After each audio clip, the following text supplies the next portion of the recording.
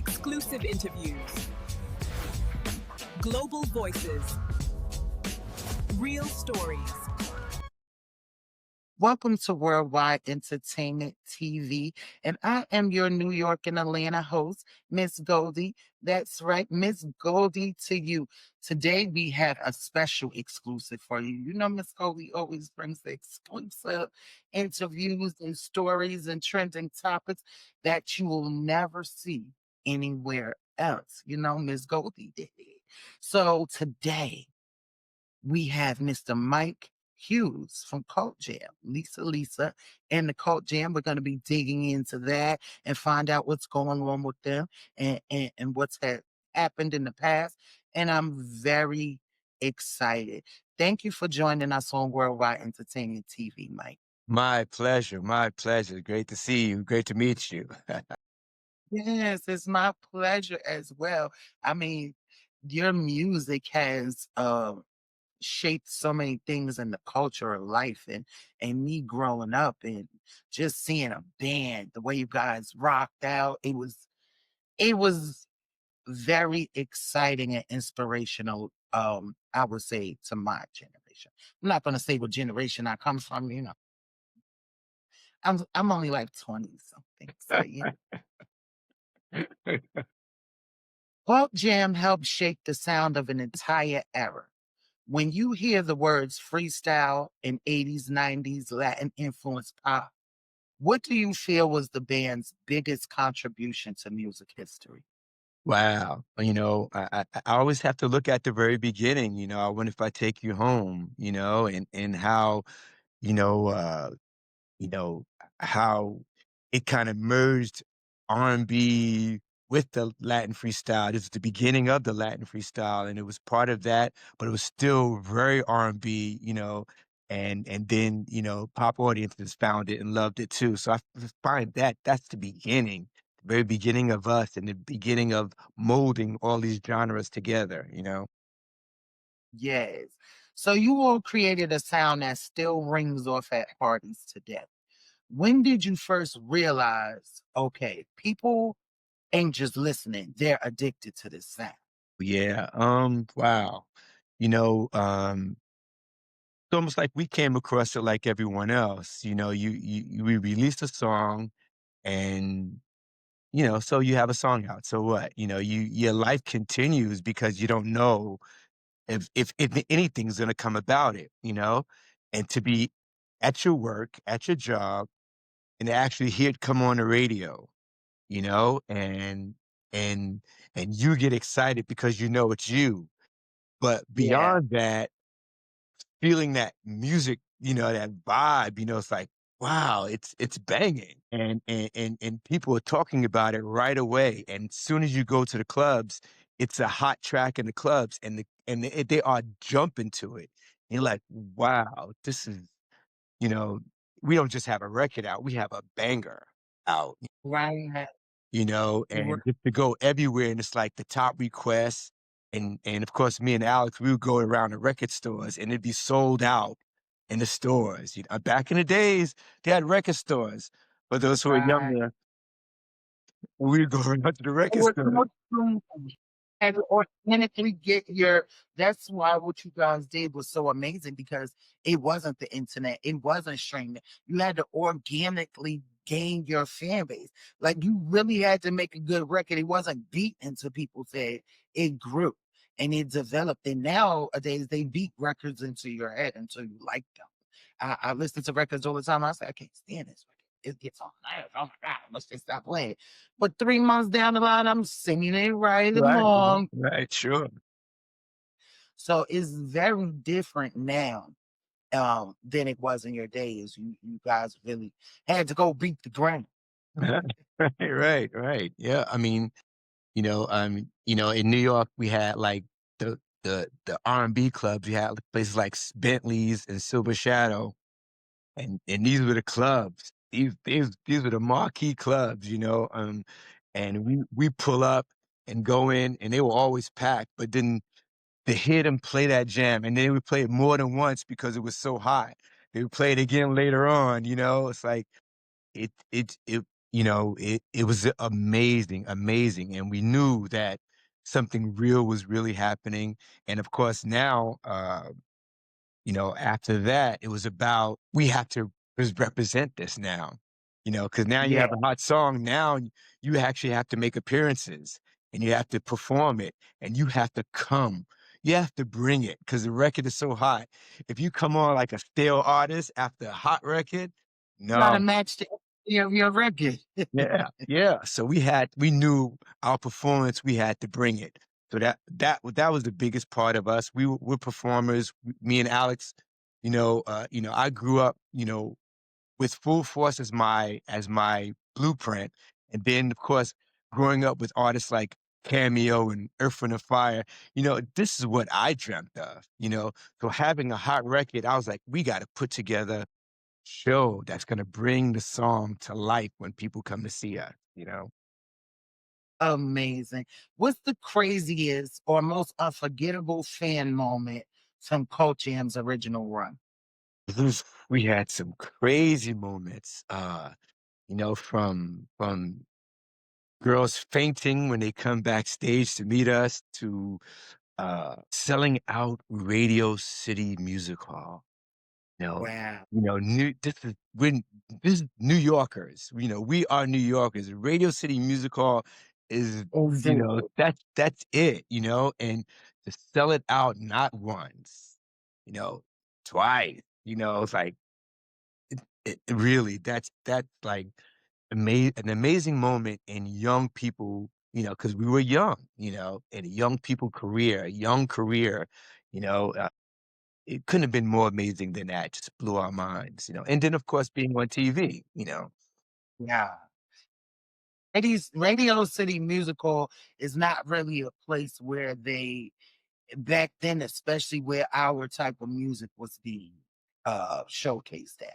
So for you to sell that out more than once, for them to even allow you there, Yes, right, right, it's right, like come to the Grand Ole Opry and sell it out. right, exactly. I mean, that is definitely amazing moment. Yeah. So the Lisa documentary stirred up a lot of conversation, especially about the behind the scenes dynamics. What did the documentary get right and what did it leave out? What it got right was there was a group called Lisa and Culture. Okay. And what did they And leave my out? and my name is Mike Hughes, and his name is Alex Manador Mosey, and her name is Lisa. That's what it got right. You know, what it got wrong was everything else. Everything else. How we met from the very beginning all the way to the ending performance at Radio City Music Hall, which is the ending, and how they got that wrong. You know what I mean? So all of it wrong all the way through. I mean, look, if you were gonna ask me, did I know what was going on with Lisa and her family, and did they get that right? I don't know. You know what I mean? All I know is what she would tell us. You know what I mean? So, of course, you get into her family dynamic. I don't know about that. You know what I mean?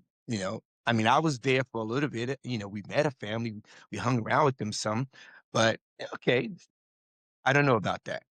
But everything else that pertains to Lisa and the Cult Jam, you know, was wrong, And so my whole beef and our beef, me and Alex, big beef about that is if you're going to tell everyone that this is our history, then tell our history correctly, you know? And if you forgot, you can always reach out on the phone and say, Mike, Alex, how did this happen? You know what I mean? I forgot about that. Or, what happened? We don't want credit in your movie. It's your movie. We don't want credit in your movie, but tell the correct history. You know what I mean? And then if you're gonna then if you're gonna turn around and say, well, this is a biopic for TV, so sometimes we fudge things, for TV to make it more exciting. If you're gonna do that, that I understand too, because I know how TV works. But don't get on an interview and say, this is how it really happened. Get on an interview and tell it, we changed things a little to make it more exciting. But don't get on an interview and tell people this is really the way it happened. Because now the movie's wrong and now you're actually lying to everyone. You And know? you're supporting what the movie didn't get Yeah. right. Right, right. When fans don't know the deeper story of the band's chemistry, how would you describe the reality of the group dynamic during those early years? The thing is, Lisa was 18 when we met her. I was 20, Alex was 21. So we were all young. And we're all young, nice kids. We're all good kids, you know? No drinking, no smoking.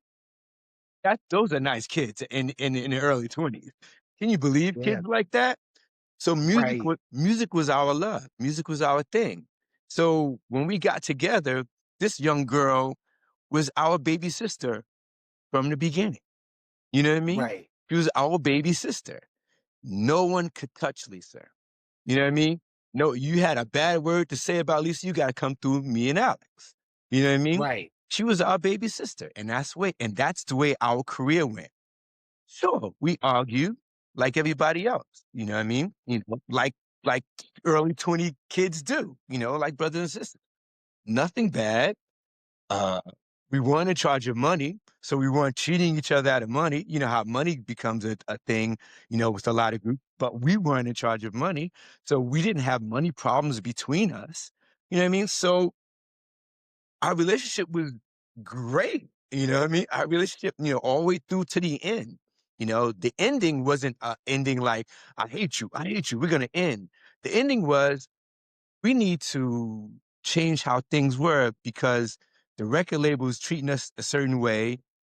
And And we're gonna Right. get to that. Yeah, the record label was treating us a certain way. And our contract situation with our management and full force basically is this way. So we need to change some things. So maybe we need to break and then come back and make everything better. You know what I mean? Maybe with a new label. This was our plan. So that was the plan, how we ended it.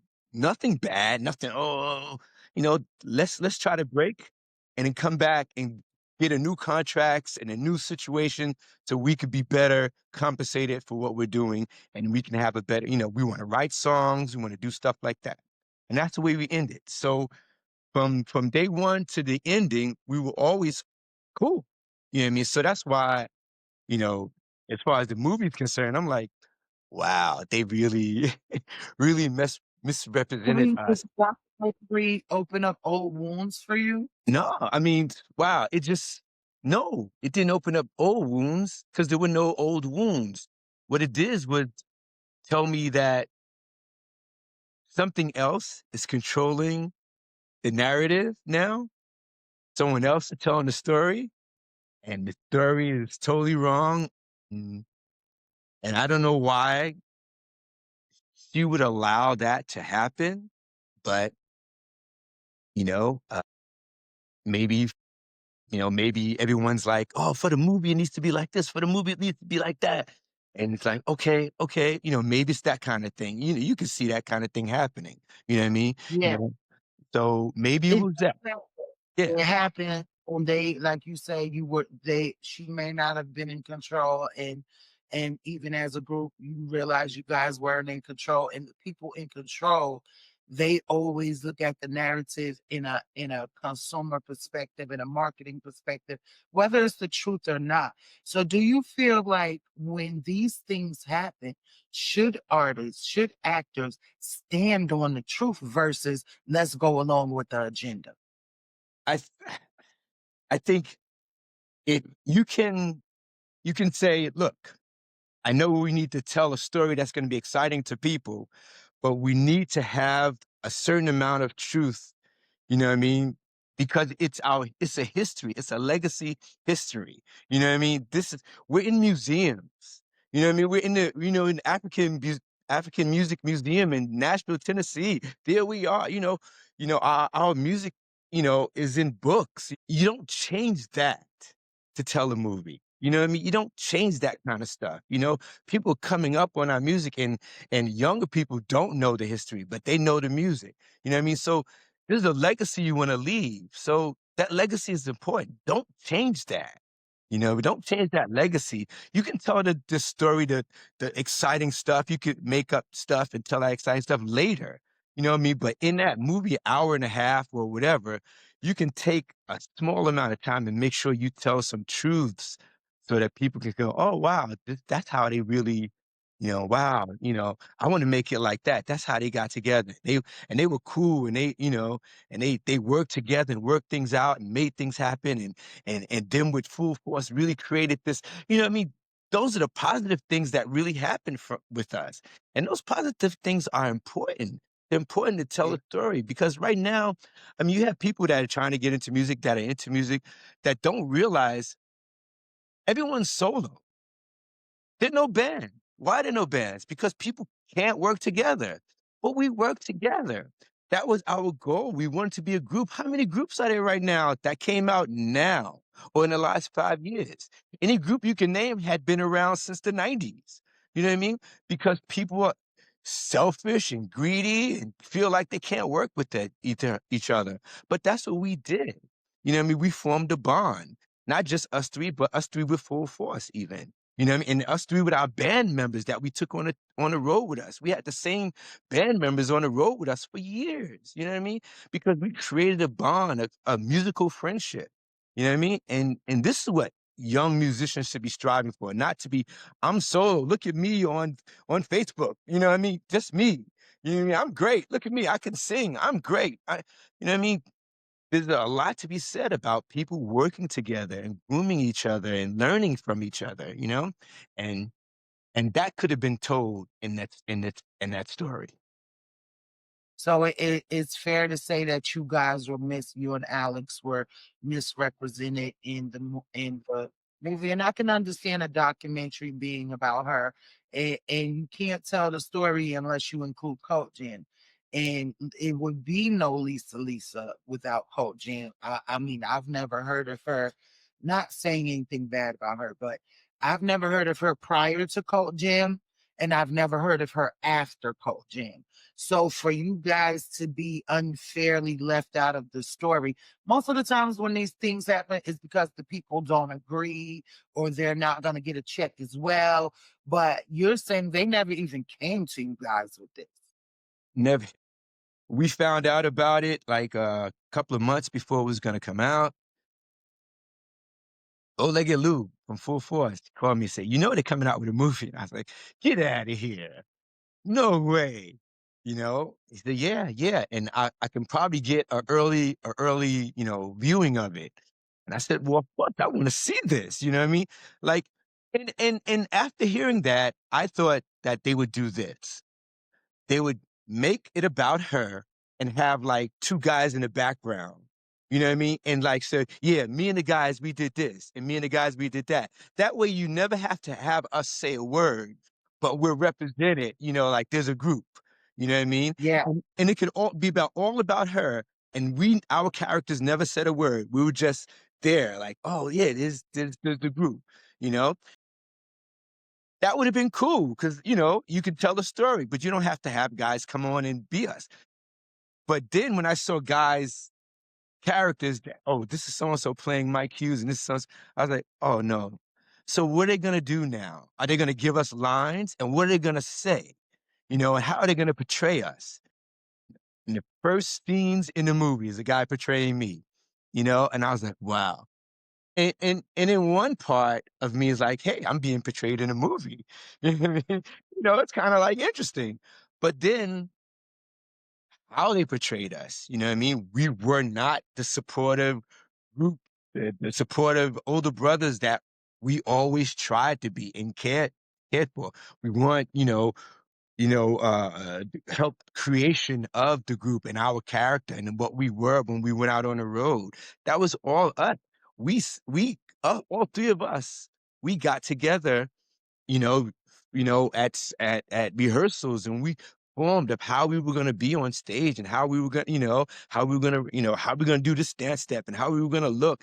That was all us, you know what I mean? We worked together. We were a team, a good team too at that, and, as when you look back on clips of us performing on everything from Dick Clark American Bandstand and Soul Train, and then all the way down to our live videos that you can find online from us back in the 80s. We put on a good show, a great show, because we as a group, no one else came in and gave us choreography and fixed us and dressed us. It was us. We worked together as a team and put that together. And all our shows represented us, our teamwork. And that wasn't represented in the movie. How can you not represent that? Because that's very important because, like you said, a lot of bands were being dressed. They were being choreographed. So for you guys to be a self-contained band that developed your style, developed your look on your own, do you feel like the business of music is what ruined the band? Wow. Yeah. I mean, sure, sure. The business of music, definitely. And that ruins every band, after a while, the business, the business of music, because it runs stale. I mean, record labels change owners, your team changes, people have a different view of you, you know, um, everything from people coming in whispering in Lisa's ear, "You don't need the guys." Of course, labels do stuff like that. Labels have always done stuff like that.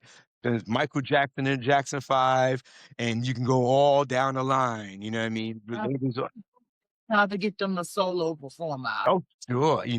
It's less people to deal with, less opinions. We could get one person, we could control that one person, especially if it's the lead singer. And then of course, um music changes, money changes. So, labels have a different way of treating you when things are great and when things are not great. So yeah, the business So of tell music. her, how do labels treat you? What is that? I'm glad you said that. Because artists say, "Oh, they telling us they showing out for me. My label, my label, my label." And then you see that same artist with the saddest look on their face Yeah. because you don't realize that you've been bought. So tell us a little bit about the difference when a label really wants you and selling you that dream versus when they're not. Wow. And the thing is, right, we were signed to a small label, Personnel Records, small label.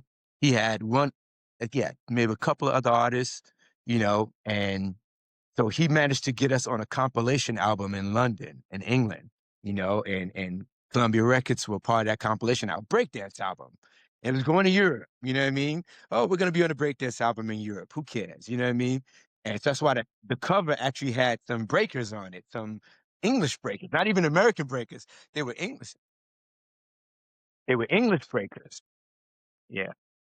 And so when the record became a big hit and they started playing in the clubs in America, you know, Columbia Records like, okay, we're gonna really do something with this. So they brought us over and I mean, they brought us up to CBS Records and were like, "Oh, this is so and so. This is They were introducing us around. This is the group. We did this record. We're gonna blow you guys up. And this is our, this and she's in charge of this, and he's in charge of that. And they were introducing us, and they had drinks for us, and taking us to the office and taking us around. I mean, it was nonstop. Like, who are all these people? And they were gushing, gushing over us. Everyone in the office would line up when the elevator opened. Everyone in the office would come out to come and meet us, these new artists on our label with this hot record. It was Uh, it was amazing. I mean, we were like, who are all these people that we're meeting, And we're meeting these big heads of the label, And then even when we went to Japan, I mean, Columbia Records got bought by a Japanese, so Columbia CBS, so we went to Japan and they laid out the red carpet for us in Japan and were giving us all these gifts and it was nonstop. When our third album came out, uh, um, Straight to the Sky, and it really didn't take off like that. Just didn't have those kind of wheels. It was uh, so different. Like, the treatment was so different, um, even the songs that they were gonna release, because we were a hot dance group. Even though All Cried Out was a big boom, You know what I mean? But still, we were a hot dance group, and all of a sudden, they want to go with ballads and they want to go with slow stuff, and they're trying not to do a video. And Wow. when you release, you know, all albums before you release a song, you got a video. You know what I mean? You got to And drop all of the a sudden, it's video. like, no, we want to shoot a video. We don't. Wow, they don't Well, even here's want to no spend money. funny. They don't wanna spend money on a video, you know what I mean? Like, and, this is the time of MTV and BET big. So if you don't even have a video playing to help promote your song, like, wow, now you're just depending on radio. You're not gonna be on TV at all, any video shows. I mean, MTV and BET were just 2 of the big ones, but there were hundreds of small video shows all over. This is the late '80s into the '90s. Everyone had a video music show. You know what I mean? Every town had a video music show. Everybody had a video music show. So for them not to decide that they weren't going to spend money on a video for one of our singles, that showed us things were really different. Yeah, It was the decline of you. It yeah. How started to the how we were decline of being you guys. treated, how we were being treated was definitely a change up. Yeah. Yeah, I can see that, and it happens with a lot of artists, and it takes the fun out of being creative. It takes the fun out of being an artist, making music, because now as an artist, this business is ruining my talent. But at the same token, if you don't have the business, you'll never make money. Right, right, right, right. I mean, it goes hand in hand. A little while ago, there was, I mean, even now, but there was a really big thing about, oh, you don't need labels. Labels are bad. Labels are bad. Labels are bad. I can't agree with that. I can agree with the way things are done and how your contract is worked out. You know what I mean? Is bad. But the machine of the label is good. You know what I mean? You need that machine so the world can know who you are. You Otherwise, need that. they only know who you are in your neighborhood, or they only know who you are in your city, or they only know who you are in your state. But the label, they know who you are all over the world. You know what I mean? They know who we were in Ireland, in Japan, in Brazil. You know what I mean? That's because of the label, not because of you, not because you're a great singer. They know who you are in a foreign country. No, because the Right. label puts your stuff over there. You know what I They mean? have to put in those directions they want it to be in. That's And right, in the top same shelf. token, now with streaming and the internet and YouTube and TikTok, artists don't actually need the labels anymore. That's But what true. you always will need is those marketing dollars Right, right. that promote your money. So even as an artist, you need the label when you're broke. But if you're an independent artist and you have some money, you can actually do what they do. And right now, they want artists to come to them with a team already, Oh, with a yeah. package Oh, already, yeah. Yeah, oh, numbers yeah. already. Oh, yeah. They are not investing in that anymore. Right, They're not right. shooting They're not videos, investing. No, doing any of that. no, They no. just collecting a little percentage off of whatever it is you was Right, doing. right, right. So, right, if you're an artist with money, right, how would we have how would we have made how would I wonder if I take you home and made it? Artists with money. Yeah, us kids from East Flatbush. What we gonna do? You know what I mean? Oh, we have this great record. You know what I mean? So what? So what? You know what I mean? Yeah. We had no money. We had Having a great record no is not right. We had no sometimes money. Yeah, yeah. And so, there's a lot of give and take. You know what I mean?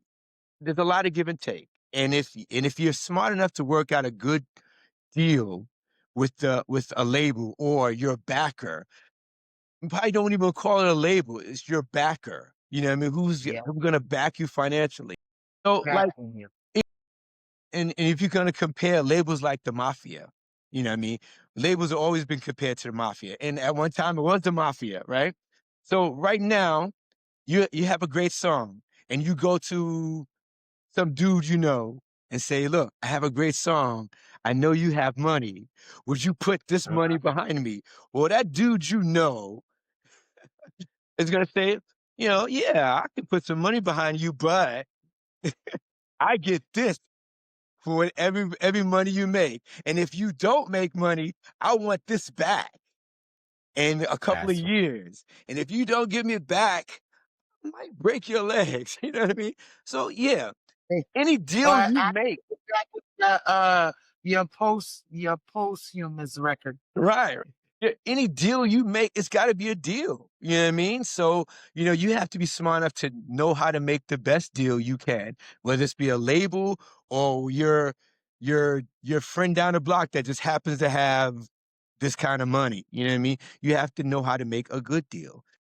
And of course, where a lot of artists would fail is advance money. And at one time, labels were giving out advance money like candy because they Yeah, knew you were getting nothing. You were getting nothing with that record sales. You know what I mean? But you were foolish enough to say, I'm from bum mess, a little town, but I want to drive around in a BMW because I have a record out. So you talk the label into giving you money for a BMW. You don't need no BMW. You got one record out. You know what I mean? But now you're driving around a BMW, so now you think you're hot. They paid you that money up front. They're collecting that money back. They are that collecting that money back. And of course, they deserve to collect that money back. You know what I mean? So you can't say, they did me wrong. They gave you a BMW. they recouped, and They, if I they, gave you $2,000 and I say I want back 30, is nothing you could do about. You can't talk about my 30 is unfair later because you didn't say that when you took my 10. You agreed to the 30 when you took my 10, even if you didn't you agree to it. You signed the paper that said it. right, right, right, You were so excited about the 10. right. You were so excited. Yeah. And you just sold your soul to me for Right, $10,000. right, right, right. And everything You gonna from oh, from Mike, you gonna get me in trouble, Mike, because when Goldie that talk too much. and everything from advances to things like that, and even videos. You know what I mean? You don't need a video. You need to go to the moon to shoot a video. You know what I mean? It's for your song. You know what I mean? Oh yeah, we paid you $50,000, $100,000 to fly to the moon, fly your whole crew to the moon to shoot this video. No, shoot that video in my backyard. You know what I mean? For $10,000, get the skeleton crew, and we got a video out. You know what I mean? They know how to spend that budget, and they spend it actually in-house. So I never understood this. So if you go to a label, I'm not gonna say no names because I Mhm. stay getting it. Um, you go to a label, they're gonna record you. That's their studio that they own. That's their producer that they already pay. That's their engineer that they already pay. How did I get the bill for that? This is your staff.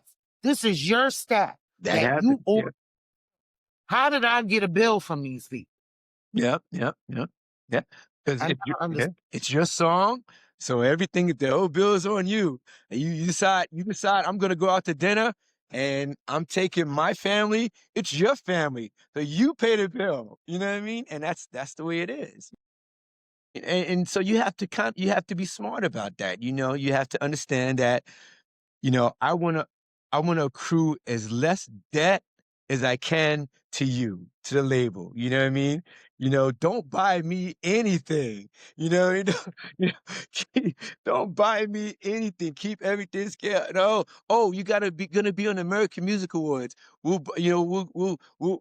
get you this designer, and she's gonna design this. No, no, I'm gonna go to down this Don't block and tell buy me this when suit. I'm gonna go down the block, my buy this homecoming suit. got me.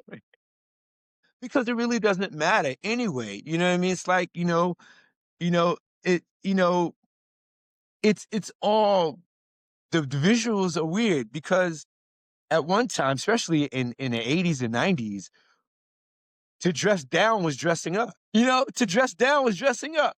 We went and Yeah. played on the American Music Awards wearing spandex warm up gear because we Wow. did not want to wear suits and ties. We said we're gonna go against the grain. If you look back at that video, we're gonna go against the grain.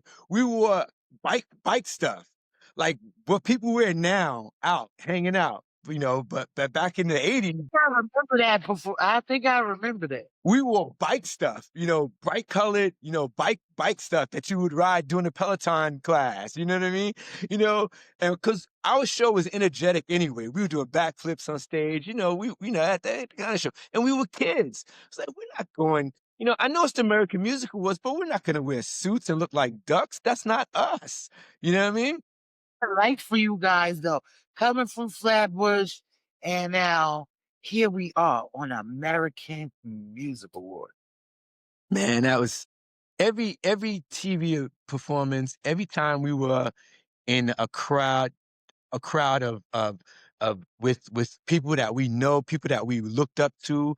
It was thrilling and scary at the same time. It was always so scary. I think the first award thing we ever did was the New York Music Awards. Back then, they had an award show, the Wow. New York Music Awards. And so the first people we ever met was Billy Joel and Kid Creole the Coconut. This is all the New York acts. Yeah. And we performed in front of them. It was amazing. Not your peers. These people above you. And like, wow, they're gonna see us perform. It was scary and exciting at the same time.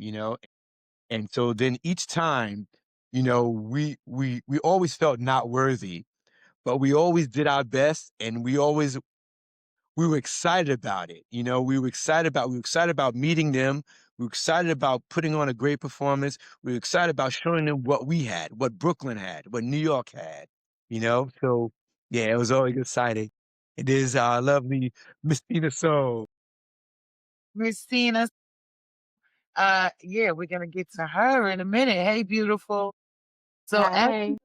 after the group disbanded, how did each of you transition into the next chapter of your careers and lives? You know what? I give us kudos on our transition. I now that of course you have the internet, you can look back at bands after their breakup and you really see stories.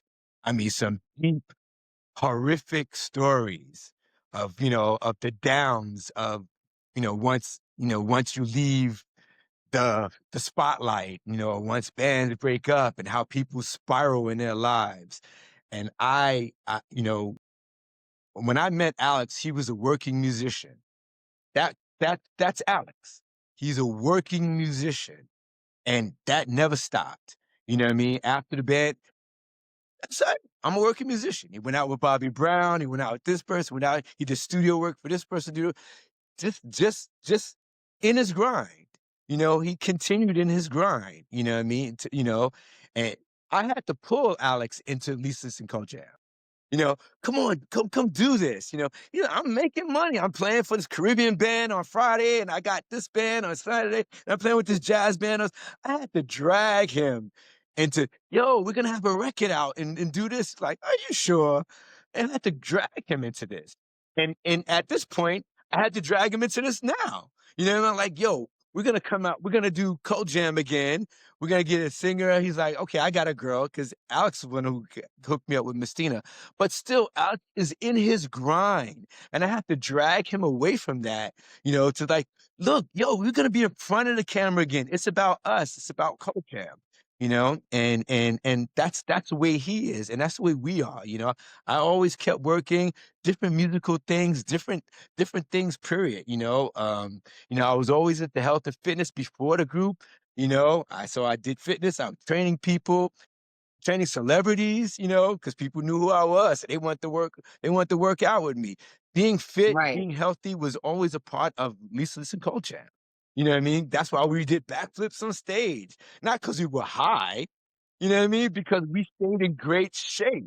You know what I mean? We entered Radio City Music Hall doing jump dives over our sign. We had a big sign saying Lisa Koji. We dived over the sign with the fog on, and we jumped on trampolines at Radio City Music Wow. Hall.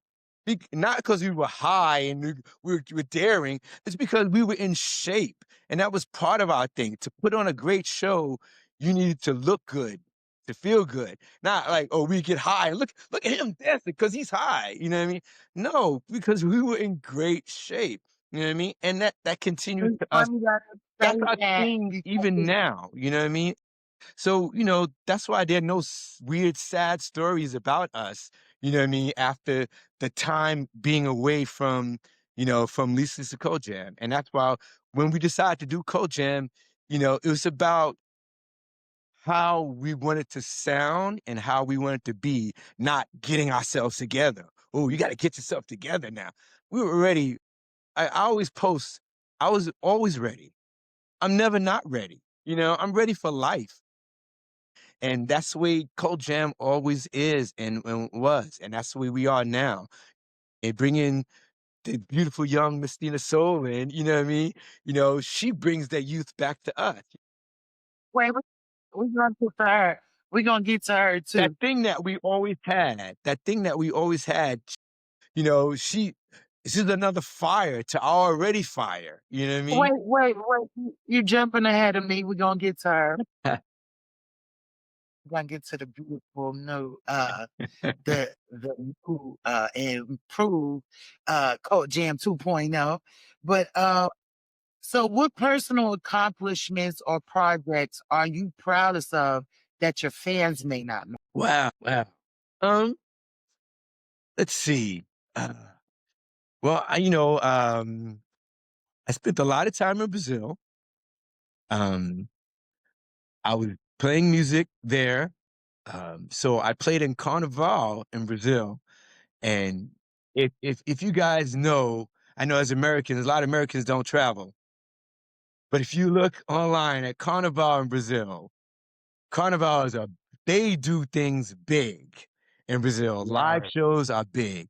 So playing in Carnival, is major, major. You know what I mean? So, that kind of stuff was like just like so exciting to me playing with those large, large, large groups of fans and large groups of musicians and professionals.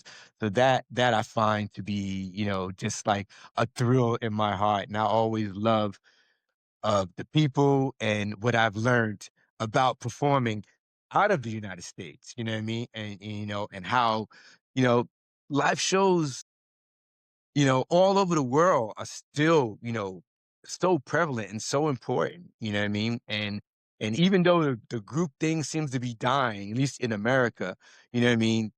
Keeping a group together and doing a live show and doing a great live show on stage is so important. And that's why I always feel it's important. Just going out of the country and doing a show with, you know, with crowds that love to see live bands play, Mm. it's you realize it's still important. It's very important, and I'll never lose that. And that's why we'll always be that.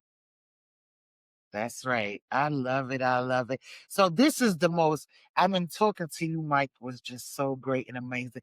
But this is the most exciting part of the show. Miss Goldie gets to introduce the new lead singer of Cult Jam 2.0, Miss Stina. So hey, thank you for joining us. Yeah, thank you for having me. How are you? You're so beautiful. I mean, I'm not disappointed already. Uh, Thank you. So you already told us how you found her. What qualities made you say, "Yup, that's the voice we need to carry Cole Jam's legacy forward"?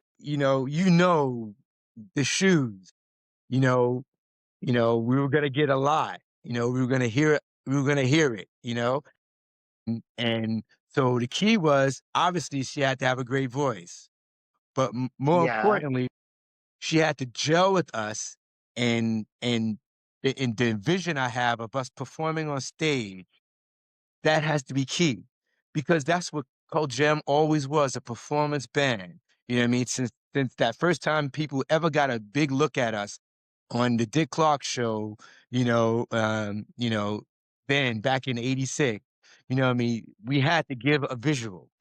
So going to see her perform, I jumped in my car, and I told her I'm coming out to see you. And when I got there and I watched her perform, I said, she's it. She's us. She is us. I see it. I see it all. You know what I mean? She's us what we were when we were that young, you know what I mean? And so I knew it, I knew she was gonna be that, and I hoped that we live up to what she wanted, you know what I mean? As being, as someone that she might have seen on TV, and guys that are a little older now, I was like, she's what I want. I hope we're what she needs. You know what I mean? Right. Oh, that's so sweet. So, Miss Tina, how did you feel like, okay, Lisa Nicole Jam was a big thing, right? Their records are still big to today. So that's like you stepping into the Supreme saying, I'm getting ready to be dying. So how does that feel for you? Well, when I was first approached about it, because I'm also a working performer and a musician and stuff like that, similar to Alex, because we're in the same circuit together, pretty much, and we know a lot of the same mutuals and everything like that.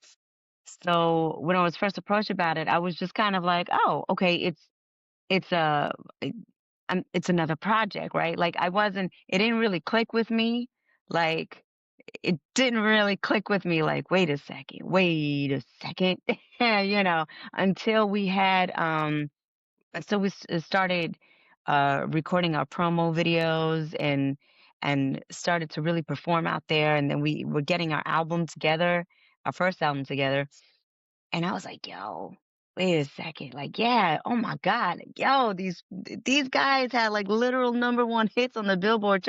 You know, it just doesn't click until it does, Because me, I'm just like, oh, it's a job. It's another great job opportunity. I'm gonna work, work, work, And then it's like you start to understand the legacy and the enormity behind it, really. And it's like, whoa, that's cool. Some big into some big shoes and, Yeah. and Lisa Nicole Jam, it like we were talking about, is one of the biggest groups ever. And I was waiting for Mike to get on here and tell me some tea and some stories. And the story is amazing because there is no tea. That There there is no cheating, right? is no drug addiction. I'm expecting to hear how Alex was strung out for 12 years and became a diva and they cut Mike out, but it wasn't And their story. sometimes, because of it's online stuff, you want to make up something like that. It's like, because is that the only way that you'll get attention? You know what I mean?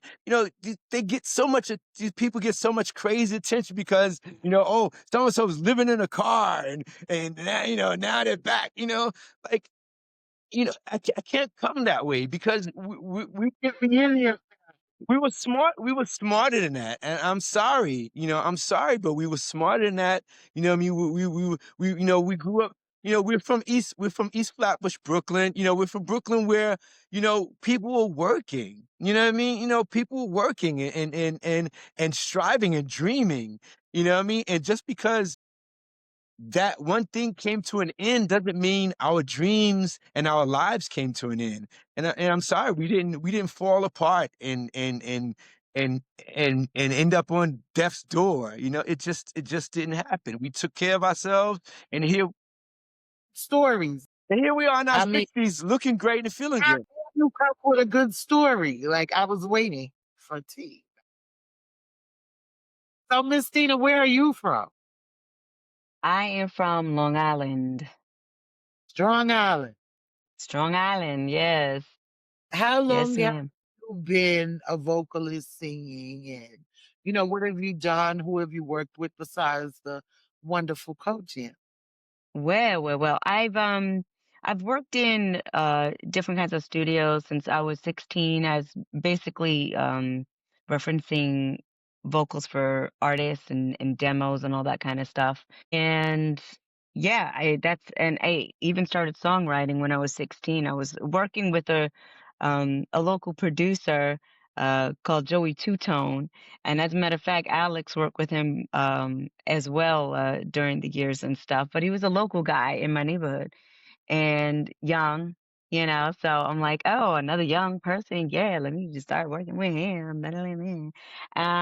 But he was like really phenomenal, very talented. I was very lucky to kind of get my feet wet with him and just being in the studio, seeing the process, how he layers his vocals, like how he produces, and how he likes to arrange. I just learned a lot when I was a teenager, and so I started with that, and then I really didn't get into the live performance aspect until I hit my mid-20s.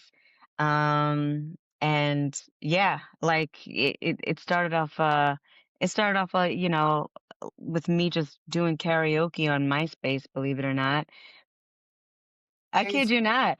I did karaoke on MySpace and somebody local was like, "We need a female singer for our band. Can you Wow. come down, sing a few?"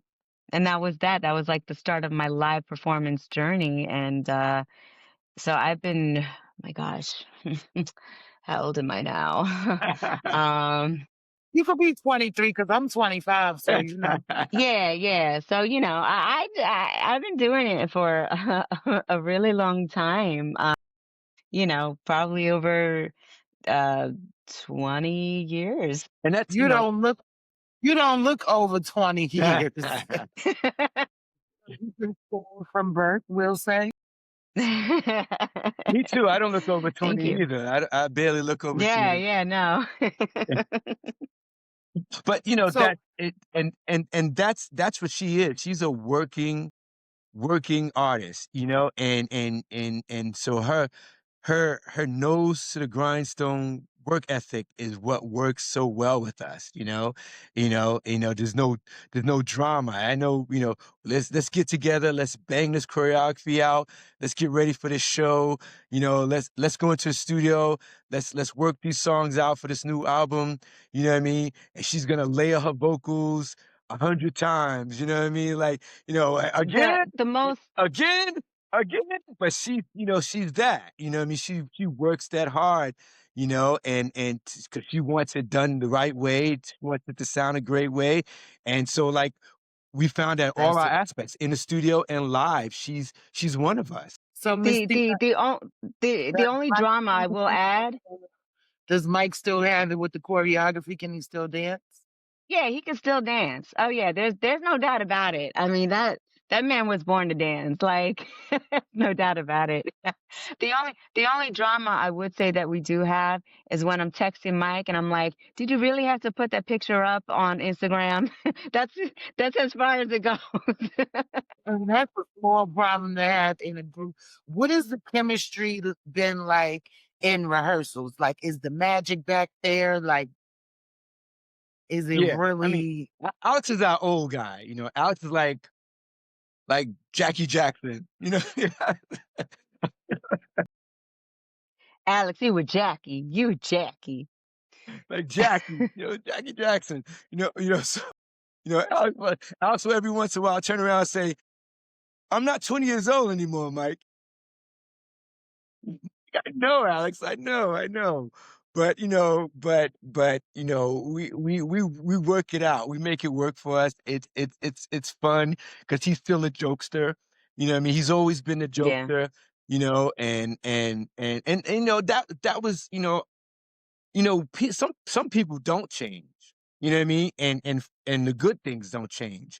And this young guy that I met at 20 years old, he was 20, I was 18 when we met. So this is a long friendship. You know what I mean? There's a long friendship Yeah. between me and him. And now adding Mistina to the mix. Good chemistry, people who honestly are good people and like each other, you know what I mean? And even when there are differences, don't let those differences become drama or separate you, whether we have differences of opinion, now looking online and seeing, all this crazy stuff online, that may, may bring up differences of opinion. When we're working, that's what we do. You know, we work, Right. we have fun doing it. Our goal is to do it and have fun and to make money. You know what I mean? Especially Alex. Alex the money man. But you know, but Oh we yeah. have to make money. We're not kids anymore. You know, what I mean, we know we Yeah. have families. We know things we have to look after. So when we were young, we just did it for the fun. We knew we were gonna get paid, but we really, I mean, really, I could have been on those shows for free. If you told me that I was gonna be on Bandstand for free, I would have paid you money to be on American Bandstand. You know what I mean? But now we know it's a, you know, we need to make money, you know, so let's work out that money. But still, we love Right. what we're doing. It's not like, okay, I really don't want to do this with you, you know, today. I don't want to do this, you know. Do we have to do that show? It's never been like that through the I career love that it. I've known, and now even at us now, it's still like, this is gonna be fun. Let's go do this. You know what I mean? So these festivals that we just got off some festivals, we did shows with different people, different groups, you know, and it's still that there's a competition still, that love of competition. We need to be great. Oh yeah, there's, you know, oh yeah, they got this song and they got this song and people like them and but we need when we sit the stage, Cold Jam gonna hit the stage and be great, you know what I mean? And so that competition and the love for doing what we do makes us always wanna keep going, you know? So, what can fans expect from the new Cult Jam sound? Classic revival, modern twist, or a whole new evolution? What fans can expect, I mean, we're kind of digging our feet deep into like dance and especially flirting with house. We've been flirting with the roots of house for a bit. You know, we've recorded some new stuff that kind of gives it that flair. I can't wait to get that all finalized and just like releasing everything like that. Especially there's a song called yeah Rio. It's called Rio. I don't know if you remember that one. Yeah, of Like course. it's been a Yeah, while. we have It's been a while, but yeah. but we've just been into like just making songs that really m- move people and make people want to dance. And then, of course, giving our ode and props and homage to house music, like that's quintessential. Yeah, I mean, Right, we, you know, right. we, yeah, we, I mean, you know, our music selection from all of our lives runs deep. You know what I mean? So, you know, like you know, you listen to Cold Jam Love, which is our album, Cold Jam Love, you know, you find that deep Stevie-ish R&B and you know, and that homage to the 80s R&B and you know, and that old, you know, old school and then there's the house music that, you know, I mean, I'm glad I was a part of the beginning of, you know, house music, Yeah. you know what I mean? You know, I was there as that genre was being created, you know, and so dancing and shaking our butt is always a part of us. And you know, and our current single, "Burn," is hot like that. You know, "Burn," our single "Burn" is hot like that. Dancing and shaking your bum, and that's what we love to do. And that's, you know, it makes you smile. You know, dancing is good for the soul. It makes you smile. It's love. You know what I mean? And that's what we like putting out. You know. Where do you get your biggest support from right now? Like, where's your fan base? Where's your support system? And where do you get it from? Where does it come from? Yeah, it's funny you said that. I was just reading a post. One artist put, oh yeah, I forgot who it was. One hip hop artist, and I think I said that most. Someone else said that too. Said my boys never like any of my music, you know. And someone else said that too. They said my family never like any of my music, and these are some big stars. Like you realize that as you release the stuff, it's not the people that right around you because they probably hear the stuff all the time and like, oh no, but it's from it's from outward, you know, and we get love from like, of course we get love from the Latino crowd and we get love from, you know, Hmm. from people that know us, you know, that remember us from back in the days, you know what I mean? So, you know, it's really a nice variety of people that find us and and love our sound, it's really great, when you see it, like, wow, okay, you're still digging us and they're still digging us, and even hip hop artists, you know what I mean? Like sometimes you think, I always thought that we were the furthest thing from hip hop. You know what I mean?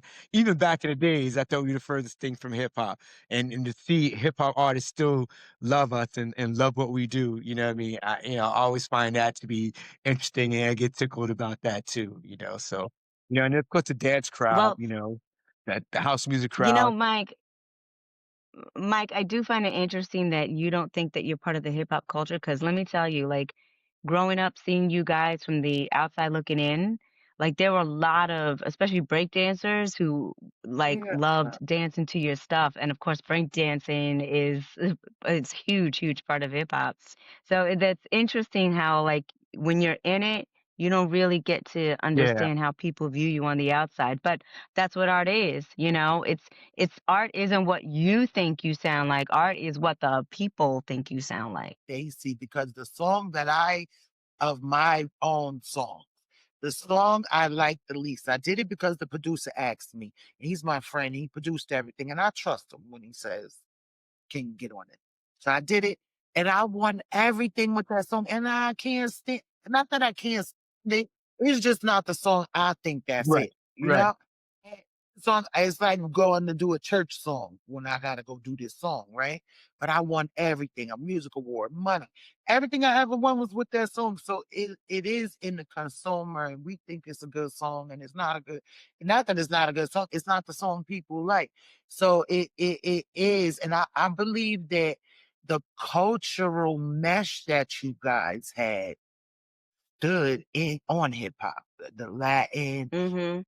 the house music over there. And we can't talk about dance and house music unless we gonna talk about also Dwight Fuller and Rockers Yeah. Revenge. And I Dwight for introducing me to you. Yeah. And it's funny because I knew Dwight since I was younger when he had the record store in Yonkers. And not that many, we didn't have that many African American um owners, business owners. And he came with the music that attracts everyone. And he was like community based. And he was like that big brother, that uncle, things of this nature. I never knew. This was in the 80s. I found out Dwight was in Rockers Revenge in, I'll say 2017. And I'm doing a whole PR thing for them in Atlanta. And I'm like, wait, what? Yeah. I'm like, this is you? Like, you never anything, all the people great people he introduced me to. And I'm like, wait, you know these people? And because he's always just been, Dwight the big Yeah. brother. Yeah. Really appreciate him. They also had a number one dance record. And back then you guys wanted to make people dance. So it's very refreshing to see people that still want to make people dance.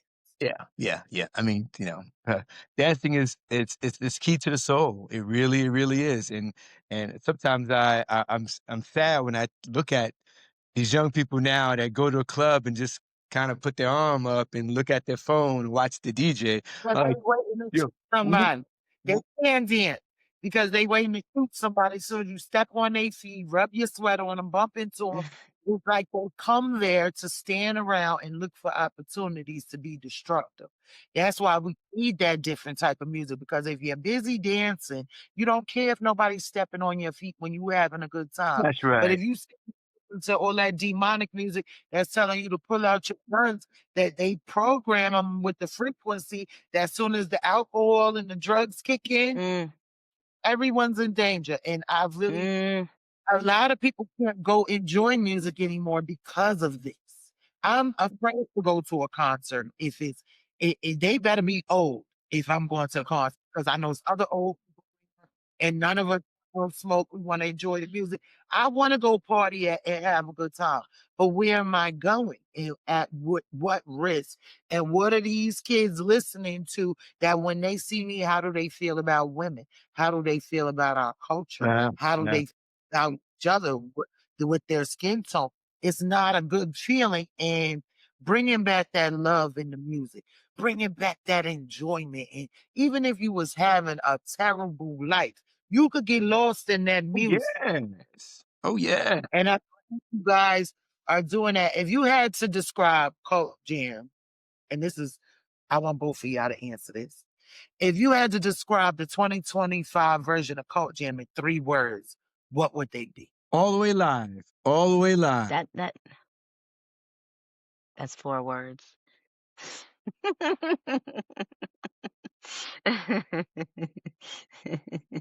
Yeah, I mean, wow.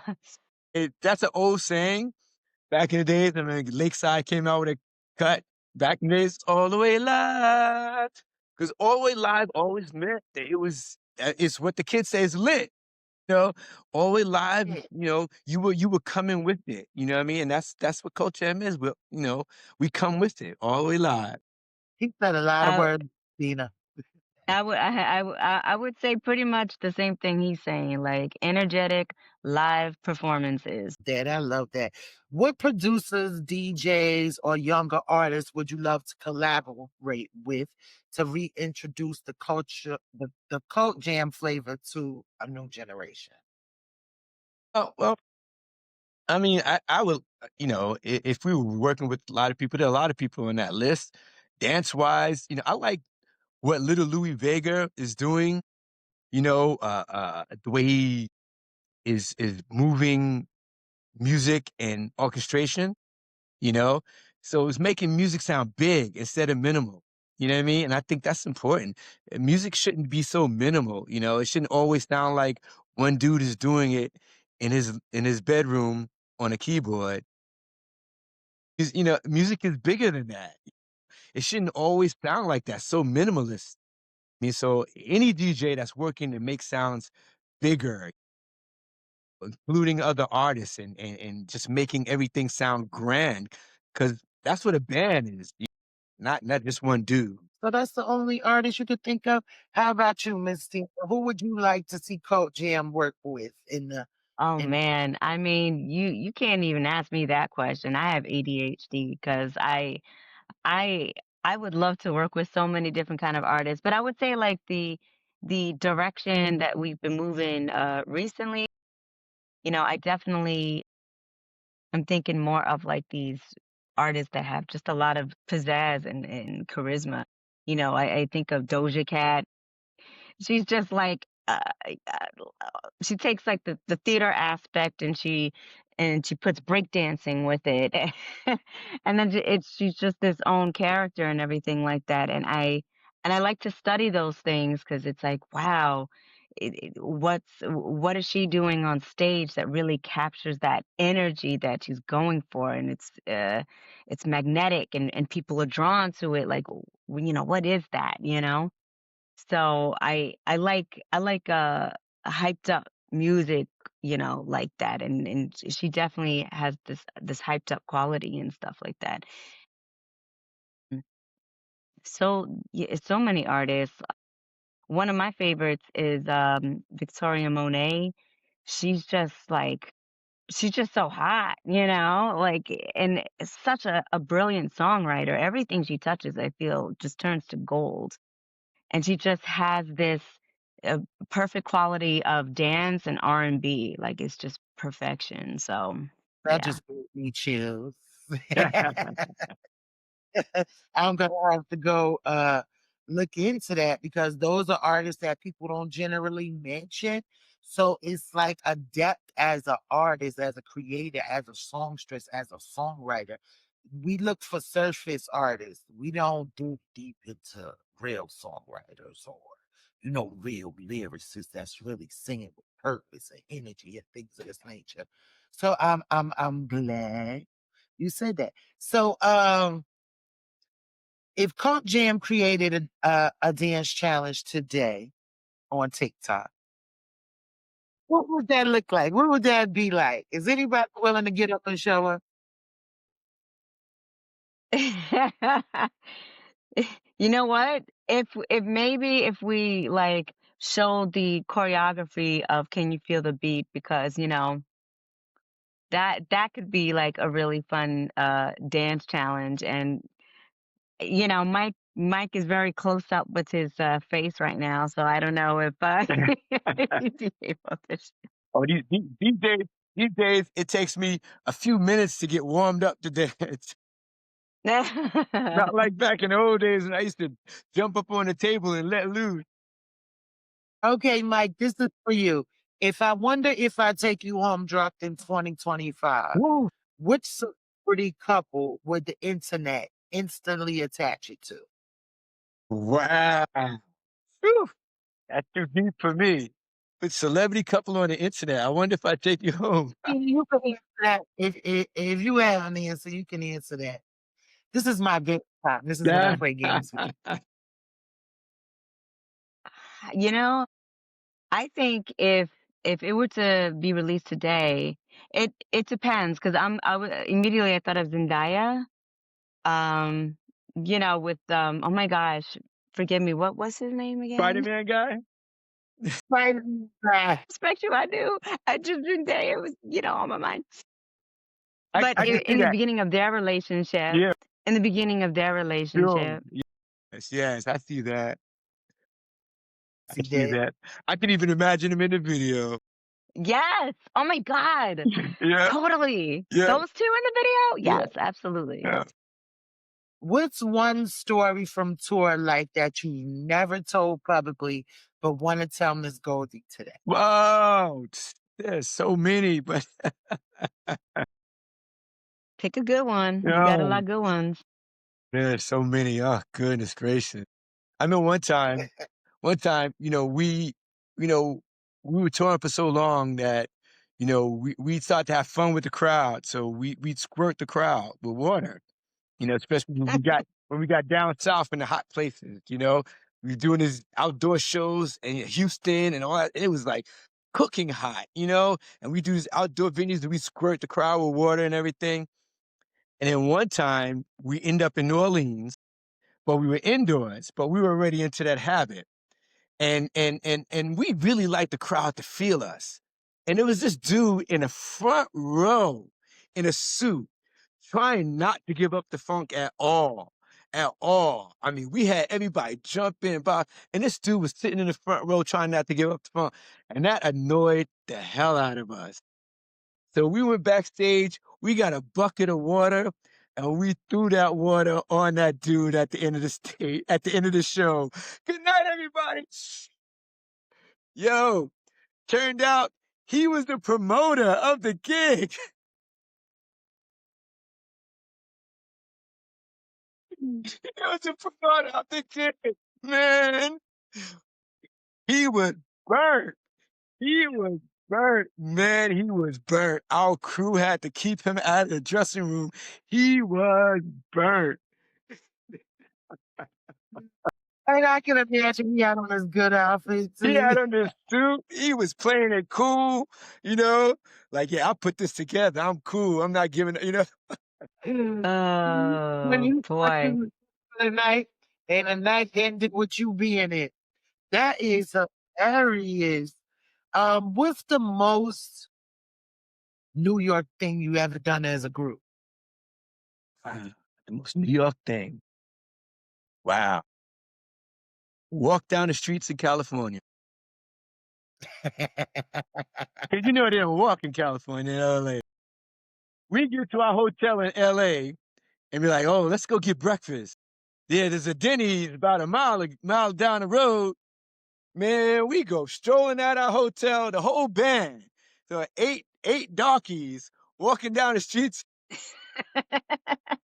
of LA, going to the Denny's, not in a car, walking down the street, crossing mid street. They don't do that in LA either. Car pulls up. Can I see your ID? I'm like, wow, what's up? You Wow. don't cross through the middle of the street here. Oh, we're from New York. We don't know. We didn't know that. He said, let me see your ID. He looked at our ID. He wrote us down on a pad. Said, if I see you do this again, you get a ticket. Because you And know last time what we were that in California, we did the same thing.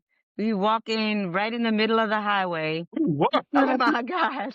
We're What? gonna get a ticket. you had with the group so far? Gonna get a ticket. We're New Yorkers, we walk. Miss Tina, what's the best moment you had with the group so far? Wow, the best moment that I had with the group so far. I mean, honestly, there's been a lot of great moments for me. The best moment, jeez Louise. Meeting me. Yeah. Calm down, Mike. Calm down, Mike. We're getting to you. We're getting to you. So what's the worst one so you can wait? Really, yeah, it's really hard to pin down the best moment because, every time we get together, like we make the most of our moments and everything. So, I love traveling with them. They're like my older brothers. It's funny. I come home, my husband asked me, "Oh, so any guys hit on you and stuff?" And I was like, "No." He's like, "What? You sure?" I was like, "I'm sure because these two are buzzing around me all the time. Ain't nobody coming up to me to try That's right. You gotta protect your sister. That is it." right. That's it. So how do you guys right now as a band, how do you stay relevant? And what can Miss Goldie and WWE TV do to help that? Well, I mean, we stay relevant by keep releasing great music, and so we want people to know that Cold Jam is out here playing. We're doing concerts, doing festivals. Come out and see us. Follow us on Cold Jam Love on Instagram and Cold Jam Music. Our website and Burn is a hot track that's out right now, and we're gonna keep coming with more stuff. So I want people to know that Cold Jam is alive and well and coming to a town near you, come to a concert near Hey. you. With the lovely Miss Tina, I would love for you to keep us updated on your concert dates and things like that so we can share it with our WWE TV family and definitely be in support of that. So I have a couple of more questions. Um, AI is remixing old songs like crazy right now. How do Hmm. you feel about AI recreating classic artists' voices? This No, you don't know how I feel about this. Yeah, I have very strong opinions about AI. I feel like it should not even enter the Billboard charts. I just have very, very strong opinions about AI because art is what we do. It's a way for us to produce human connection. So it's mind-boggling to me how even producers, even well-known producers, all of a sudden they're on this AI train. And it's like, dude, like, don't you remember when you first had like your hit and you did it? You and maybe a few other people like teamed up together and y'all just think tanked it. And Right. it was cool because you had your finger on the pulse and everything. Like, wasn't that a great like feeling? And all they gotta do is just like press a button. It's like, like, you go to Starbucks and they just press a button and yeah, the coffee comes out looking like diarrhea. That's what AI to me is. It's diarrhea. Like you just press a button and it's AI slop. And yeah, I told you I got strong opinions about it. yes, That's right. I'm thinking about it because it does take away from us. It takes the value away from us as artists, as creators. Even with I shot a video and they basically took all my days of work and AI it. So, and then it was like, poof, now it's done. No, poof, now it's done. Because I had to shoot that footage. I had to do the lighting. I had to make sure that everything was right to create what I wanted. I couldn't just text to type, yeah, make me a this and a that. And I mean, I love it as a tool. Cool, Not right? a That's one tool. thing. The way we're doing things, not discrediting the real talent of real singers. Use it as to make reference tracks for real singers. Exactly. Right. Don't use it as this is what I'm putting out because now that I heard somebody say that AI ain't gonna outperform me on stage though. sure, yeah, yeah, yeah.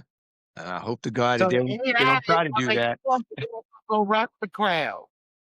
Yeah, It's not gonna Yeah. do it's not gonna. No, yeah, it's not Yeah, that's our thing, and even funny, not only AI, but even, some of these younger artists, you know what I mean? Like, rock the crowd, you know what I mean? And so don't let this even AI be, part of what takes you into this stale performance, you know what I mean? Rock the crowd. I don't care how you got your track. I mean, really, if you didn't get creative on your track, at least get creative in your performance. But And get creative on your track too. I mean, all of that, it's part of the emotion of performance, the emotion that you Right. put in during the track, the emotion that you put out during the track. Now you put that emotion out in the crowd even more. You know what I mean? So if there was never anything done in his track, there was never any emotion poured out in his track because it was AI, then what kind of performance could you have? You know what I mean? Also, it goes in hand, like Messina said, the connection, there has to be a connection of art is a and connection, and it has to be that. You can't lose that connection. can't lose that connection. Okay, Mhm. legacy bands are coming back strong. New Edition, TLC, SWV, Jodeci. Why do you think fans are craving nostalgia more than ever? For Now a more than reason. ever. Well, one thing, we're not dead, the people our age. We're not dead, and we can never be satisfied by the product that's being put out these days. That can never satisfy us. You know what I mean? So, that's part of it. And again, the people you just named were groups. They were groups, they were bands, and visually that's appealing to look at rather than, just watching some old person walk around and maybe get on the floor and twerk a couple of times. It's not enough. It's not enough, and so people remember what it was like when people gave you a performance from their heart. They gave you Yes. everything they had. That hour and a half, whatever was everything. They were sweating and working hard on stage. Back in the days, they'd be pulling their shirts off because they were working hard, not just because they wanted to show their pecs, even though I did want to show my pecs and my ass, but it's because we were working so hard. This shirt is holding me down. You know what I mean? I'm working that hard. You know what I mean? Bobby Brown with New Edition. People were working that hard. On Shalimar used to work hard on stage, man. I grew up watching. I was like, that's what I want to see. That was exciting. And so people still want to see that kind of stuff. Where they want to receive something, especially if they're going to pay what they're paying these days for a concert. You Yeah. better give me something. Give them a show.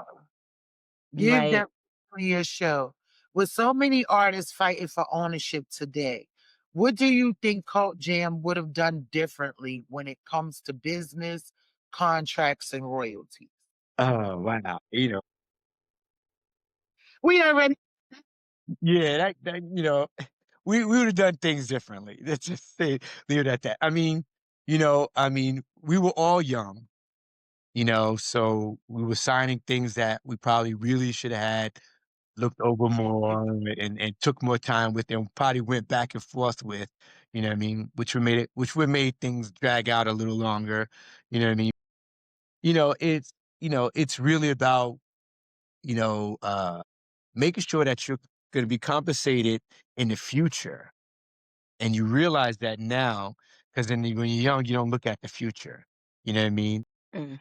And now that we know that artists from even the 60s and 70s are getting money still continuously from that time, and some aren't, but some are. You realize that it's about your future, and that in that deal, it needed to be, you need to make sure that my image, the image of me, Code Jam, whatever, that image is mine. It belongs to me. And in the future, any people buying you or still listening to you, you should get money. You know what I mean? decades later. You know what I mean? Because it's you. You know what I mean? And that's really important. Right, right. What message do you have for the original fans who grew up with you and the new fans discovering Cult Jam today? Wow. Still make you shake your butt. Still make you dance. Come out and see us dance, listen to us. We have a beautiful young thing out in front of us leading the way, and we're still making you dance just like we did back when we were young. Hear us, see us, listen to us, watch us. If Cult Jam had a slogan for 2025, what would it be? This If we had a slogan for 2025, oh man, that's actually a really great yeah, question. Dang. right? It's slogan. Man, if we had a slogan for 2025, oh my gosh. Shoot. That's I don't that's know. right. I don't know. I You don't know know. it's tough when you got the lyricists. When you got the lyricists, short on words. You know that's a tough one. Right? That really is a tough one. Oh my gosh. Get better at this every time, I promise you. You know what? That's what we got to work on. That's what we're going to Yeah, work on. We're going to totally. work on our slogan and we're going to campaign the heck out of that one It's not where because, you you are. know, It's not where you are. It's where you're at. It's not where you are. It's where you're at. Not where you were. It's where you're at. He it's says, where you at, right? take on it. And finally, we talked about, we talked about the group and our new lead singer. So what's next? New music tours, documentary update. You said a new album.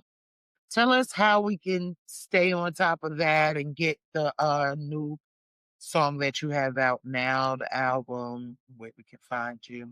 Called Jam Love. It's available on all platforms.